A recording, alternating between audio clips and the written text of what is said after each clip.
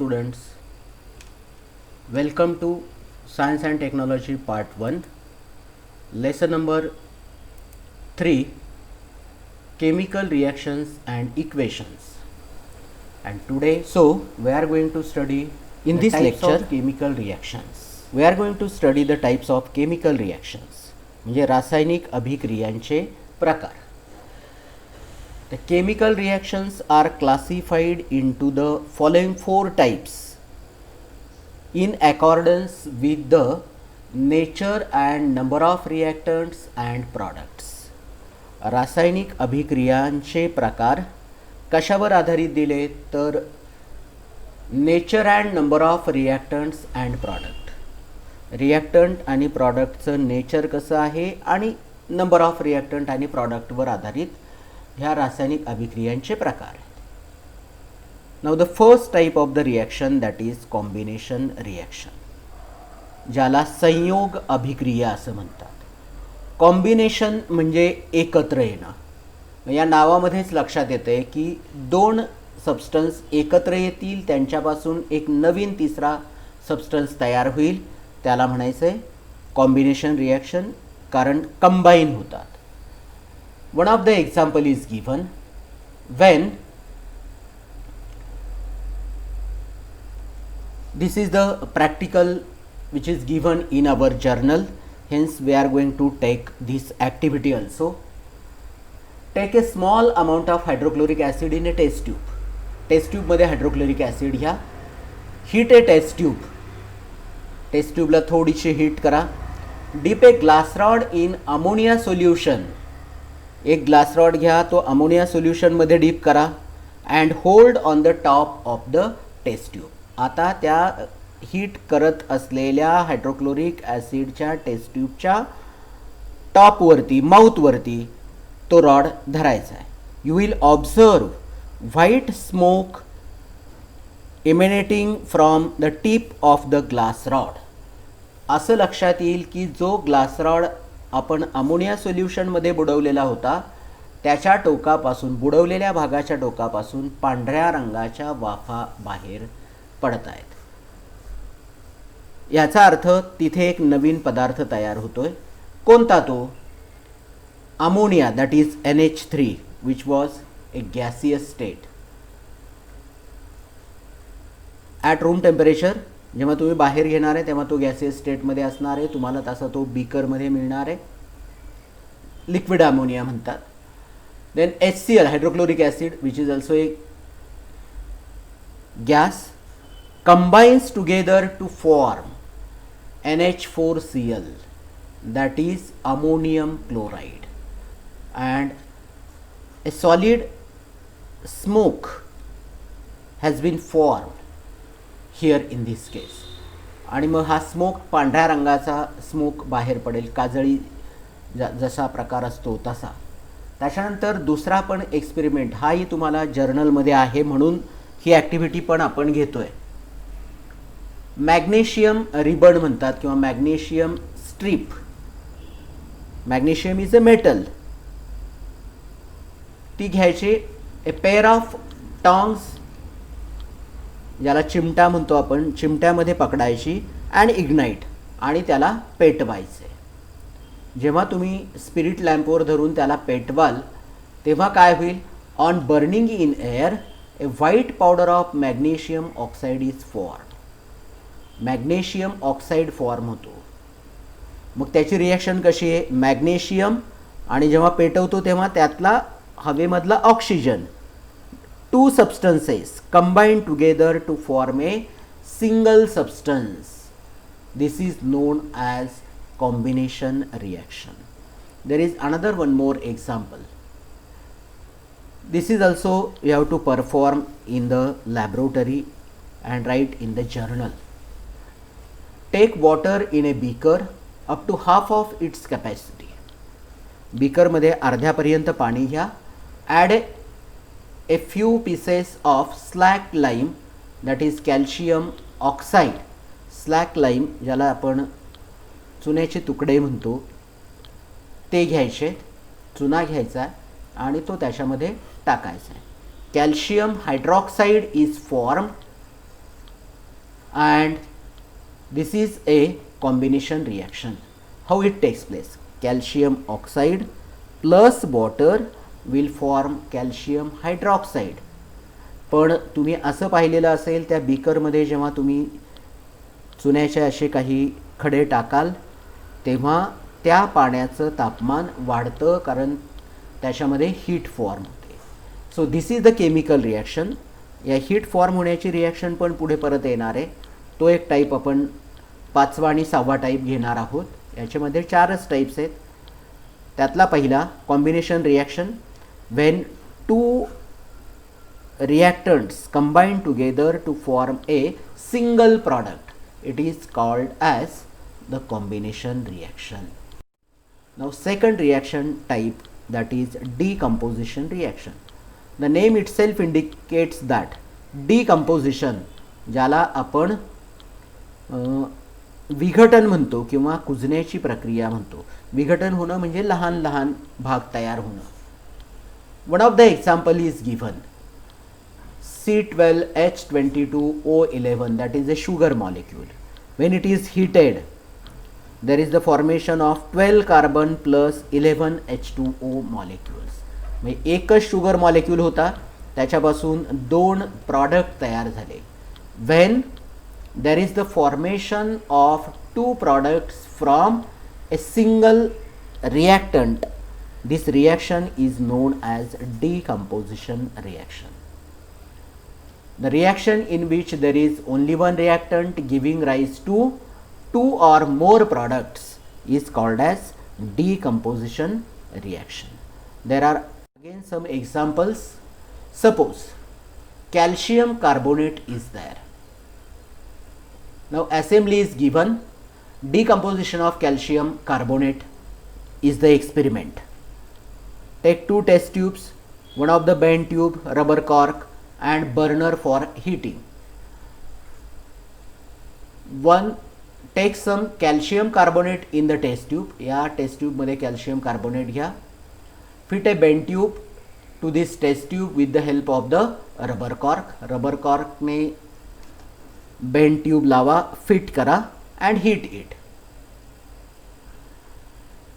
And insert the other end of the bent tube in the freshly prepared lime water taken in the other test tube. इकडे lime water घ्या दुसऱ्या taste ट्यूबमध्ये आणि त्याच्यामध्ये हे bend tube deep करा. Then what happens when the chemical reaction takes place between calcium in calcium carbonate when it is heated? Heat जेव्हा करतो तेव्हा आपण या ॲरोवर वरती ट्रायंगलचं साईन काढतो. मागच्या वेळेला आपण सांगितलं होतं. There is the formation of calcium oxide which is solid in state and forms carbon dioxide which is a gas. Gas is evolved, hence there is a upward pointing arrow. मग हा gas evolve होतो. हाच gas इथे जो तयार होणार आहे bend ट्यूबमधून pass होईल and it will pass into the lime water so that this lime water becomes milky white. याचं रूपांतर मिल्की व्हाईटमध्ये होतं. So this is the reaction which takes place in which single substance is broken into 2 different products. Single reactant is converted into 2 products. Here it is H2O2, hydrogen peroxide, which is again decomposed into water molecule and oxygen. Similarly, another one more example, when there is a hydrolysis of water, then there is the formation of hydrogen gas and oxygen gas. So all these are the examples. हे अनेक उदाहरणं तुम्हाला यासाठी सांगतो की यापैकी तुम्ही कोणतंही लिहिलं तरी चालणार आहे. एक्झाममध्ये तुम्हाला 2 किमान एक्झाम्पल्स तरी माहिती पाहिजे.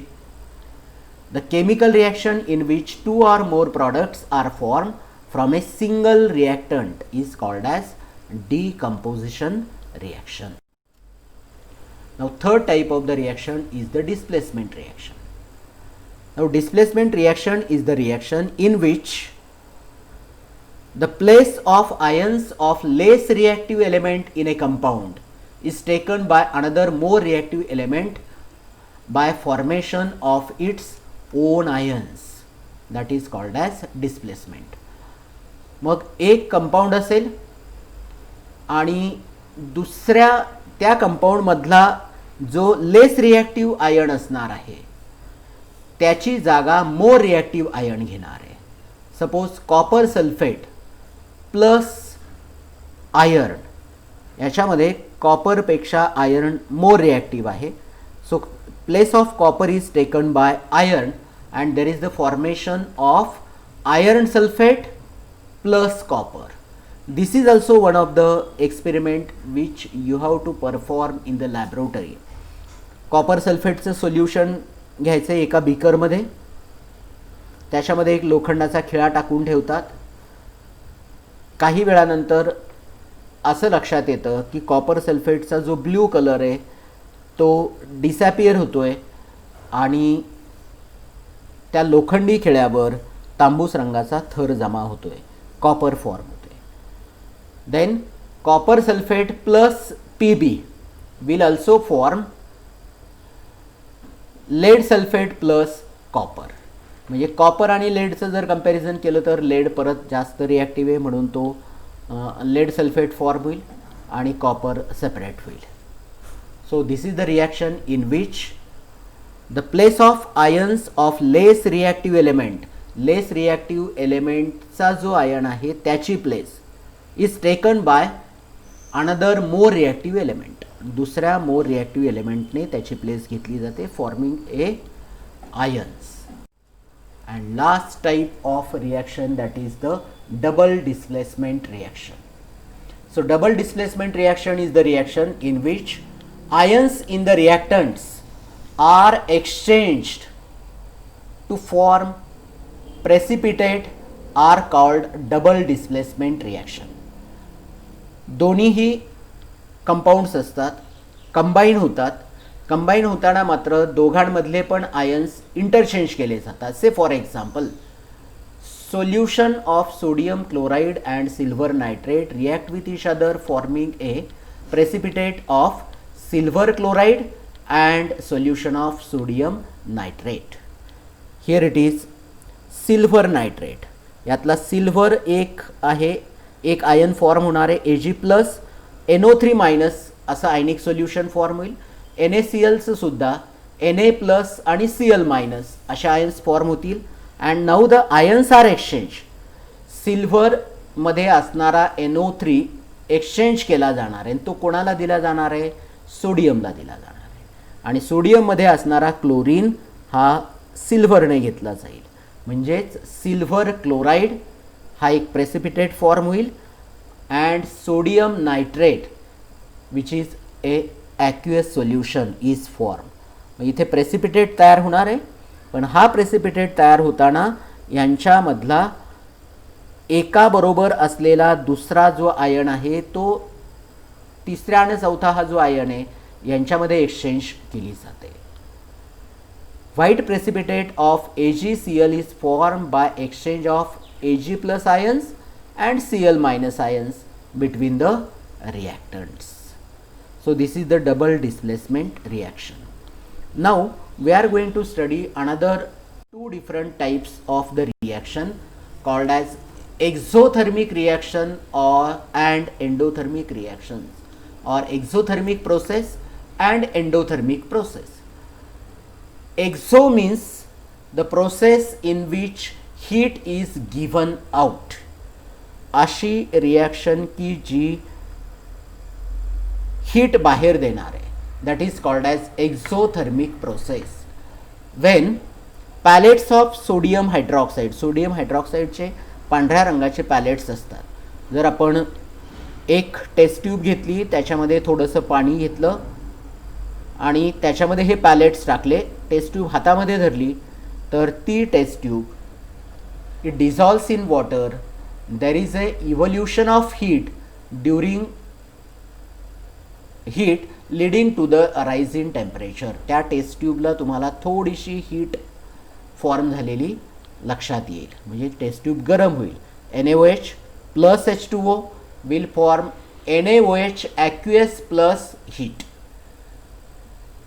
हे हा सॉलिड फॉर्ममध्ये होता पाण्यामध्ये आपण डिझॉल्व करतोय, त्याने काय होणार आहे, त्याचं सोल्युशन तयार होईल, परंतु ते सोल्युशन थोडंसं हीट झाल्याचं तुम्हाला लक्षात येईल. म्हणजे हीट फॉर्म झाली. हीट फॉर्म होणारी रिॲक्शन म्हणून त्याला म्हणायचं exothermic reaction or exothermic process. Endothermic reaction or endothermic process is the reaction in which heat is absorbed, heat is taken inside, is called as endothermic reaction. Endo means inside, exo means outside. When KNO3, that is potassium nitrate, dissolves in water, there is absorption of heat during the reaction and the temperature of the solution falls. म्हणजे potassium nitrate ची जर तुम्ही असे solid substance घेतला आणि पाण्यामध्ये dissolve केला, एका प्लास्टिकच्या कंटेनरमध्ये घ्या, असं लक्षात येईल की KNO3 ॲक्युअस फॉर्म होणार आहे, पोटॅशियम नायट्रेट फॉर्म होणार आहे सोल्युशन, पण ते सोल्युशन फॉर्म होताना तो हीट ॲब्सॉर्ब करणार आहे. As a result that container gets cooled. Now we are going to study exothermic and endothermic reaction collectively. There is an exchange of heat in chemical reaction as well. According to some chemical reactions are exothermic while some are endothermic. During exothermic chemical reaction, heat is given away or heat is given out when reactants are transformed into products. While during endothermic reaction heat is either absorbed from the surrounding or has to be supplied continuously from the outside. काही वेळेला बाहेरूनही तुम्हाला heat provide करावी लागते आणि मग त्या टाईपच्या रिॲक्शनला आपण एंडोथर्मिक रिॲक्शन असं म्हणतो. One of the example, calcium carbonate when heated, म्हणजे तो तसाच ठेवला तर त्याची रिॲक्शन होत नाही, पण त्याला हीट प्रोव्हाइड केली तर त्याचं कन्व्हर्शन होणार आहे calcium oxide plus carbon dioxide. And during this process heat is provided, heat is absorb, hence it is called as endothermic reaction. म्हणून याला आपण एंडोथर्मिक रिॲक्शन म्हणतो. पण आता हे एक्झाम्पल आपण ऑलरेडी पाहिलं याच व्हिडिओमध्ये. Slackline, that is calcium oxide, whenever added in water there is the formation of calcium hydroxide and formation of heat. मग तुम्ही हे प्रॅक्टिकली पण पाहिलेलं असेल. चुना जर आणला आणि पाण्यामध्ये टाकला तर त्याच्यामध्ये अगदी बुडबुडे येतात आणि त्याचं तापमानही वाढलेलं असतं. मग त्याचं ही चुनकळी तयार झाली, कॅल्शियम हायड्रॉक्साईडचं सोल्युशन तयार झालं. It is a exothermic reaction. So we have studied 4 basic types of the reaction and again 2 more types of the reactions which are based on either supply of heat or release of heat during the chemical reaction. So from this you can write the different types of the chemical reactions, all the 4 reactions plus 2 reactions, 6 types of the reactions you can write with suitable examples. Thank you.